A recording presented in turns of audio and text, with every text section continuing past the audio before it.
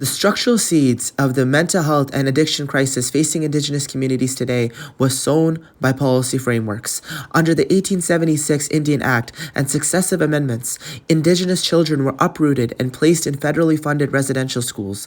Forced assimilation wasn't just cultural erasure, it was the first chapter in a public health catastrophe. Generations were displaced, stripped of language and kinship, and many turned to alcohol and narcotics as coping mechanisms.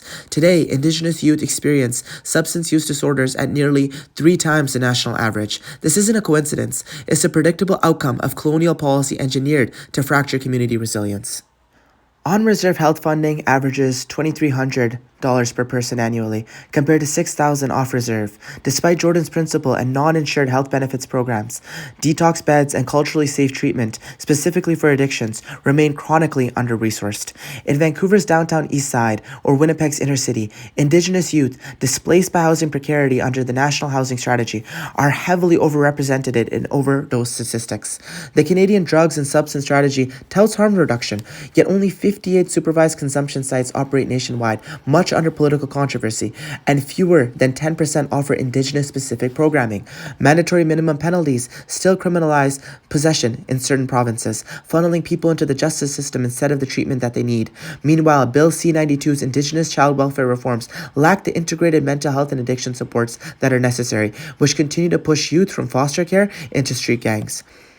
The Federal, Provincial, Territorial Mental Health and Addictions Action Plan promised $5 billion over 10 years, but bilateral agreements lag, and wait times for residential treatments continue to average more than 6 months, far too long when fentanyl kills in minutes. This policy fragmentation is the engine driving Canada's overdose emergency amongst Indigenous communities. To address this grave crisis, culturally informed care is a must.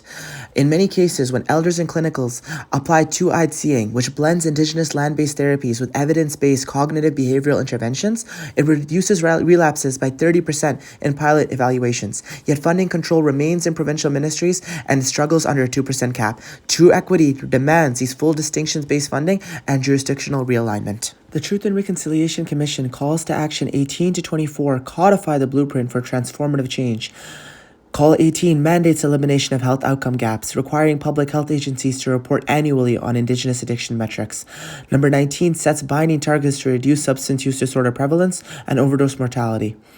Number 20 and number 21 secure a multi-year ring-fenced investments in Aboriginal healing centers, land-based detox, outpatient counseling, and cultural reconnection under the Canada Health Transfer. Number 22 legally recognizes Indigenous healing practices as integral to provincial health regulations, such as sweat lodges, smudging, and drum circles, and it repeals any residual bans.